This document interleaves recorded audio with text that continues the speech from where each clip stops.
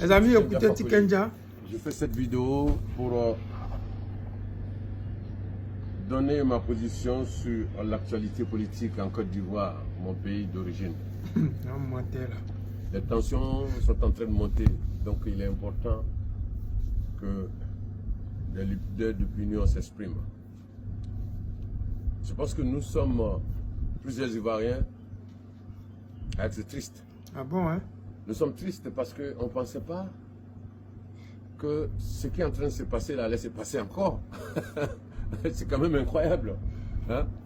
Alors ceux qui sont au pouvoir aujourd'hui, ils ont été victimes d'une situation qu'ils veulent faire subir à ceux qui sont dans l'opposition aujourd'hui.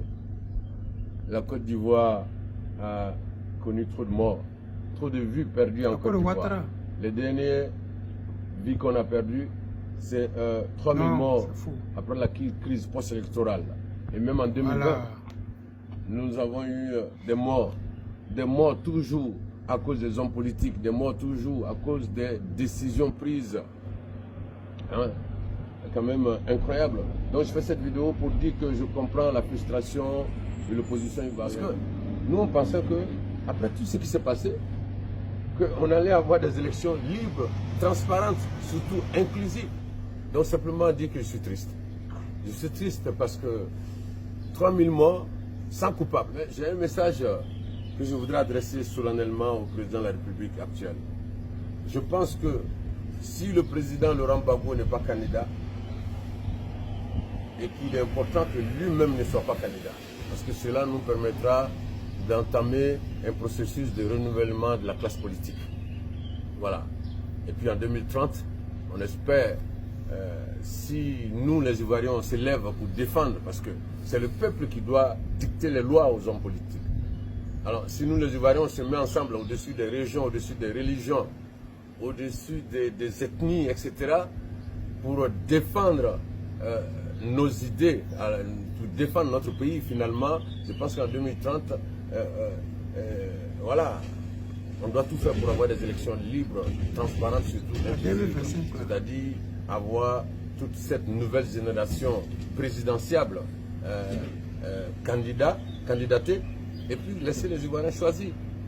Voilà un peu ma position, c'est voilà, une élection inclusive, équitable, libre, transparente. Rastafari. Vous venez d'écouter Tikenja. Je ne sais pas si c'est un lâche, ou bien c'est un corrompu, ou bien c'est un vendu. Nous, on ne sait pas. Parce que nous, on sait très bien que quand le guide président Laurent Gbagbo était au pouvoir, ce monsieur-là, il faisait sortir des albums chaque semaine, chaque mois, chaque année. Ça fait 15 ans que Dramane Ouattara est au pouvoir, et je pense qu'il a fait un seul album. Je ne sais pas, 20 ans ou bien quoi là. Après ça, c'est fini. Il fait des petites vidéos pour raconter sa mort. Mais on lui dit merci pour cette sortie, parce que là, au moins, il est en train de dire quelque chose que nous attendions de lui depuis. Oui, en train de dénoncer Dramane Ouattara. Mais là encore même, il n'a même pas le courage de dire clairement de quoi il pense. Non, si Gbagbo n'est pas candidat, il faut qu'Alassane ne... Non. Pourquoi Gbagbo ne devrait pas être candidat? Non, il est en train d'exclure le président Laurent Gbagbo. Il est en train d'arracher les droits d'un enfant du pays. Donc, en temps normal, il n'y a pas à faire. Gbagbo ne doit pas être candidat. Gbagbo doit être candidat. Il dit qu'ils ont exclu l'opposition. Mais Ouattara même là, s'il y a eu 3000 morts en Côte d'Ivoire, c'est la faute à Ouattara. On parle de 3000 morts. Ça, c'est en 2010. De 2000 où lui, il était dans la rébellion. Lui, Tikenja, où il était dans la rébellion avec les Soro Guillaume et consorts. Tous ces morts-là, comment ils vont décompter ça? Qui a compté ça? Il nous parle de 3000 morts. Il a oublié 2010. 2000 combien? 2020. 2020, il y a eu plus de combien de morts? Plus de 180 et quelques personnes qui ont perdu la vie. Dramane Ouattara, à cause de ce pouvoir-là, il était prêt à exterminer toute la Côte d'Ivoire. Parce que lui, Dramane Ouattara, là, il représente les Occidentaux. Les Occidentaux, là, quand ils ont besoin de vos richesses, là, ils s'en fichent de savoir s'ils vont exterminer toute une population, toute une région ou pas. Ils n'en ont rien à foutre. Regardez ce qui se passe en Palestine. C'est comme s'ils ne savent pas ce qui se passe Mais des gens qui ont accueilli des étrangers, aujourd'hui, ces étrangers-là sont en train de les exterminer. Mais ça nous donne toujours des leçons. Parce que nous, les Ivoiriens, nous avons accueilli ces gens-là qui se font appeler Djoula. Ces gens de l'AES qui aujourd'hui sont en train de vouloir nous exterminer. Parce qu'à voir le comportement d'Alassane Draman Ouattara, c'est-à-dire que lui là, tout pour les Djoula, rien pour les autres. C'est triste, mais nous allons nous battre. Oui, nous allons nous battre avec les moyens que nous avons pour pouvoir emmener le guide président Laurent Gbagbo à s'asseoir dans ce fauteuil présidentiel parce que nous en avons besoin. La Côte d'Ivoire a besoin de ça.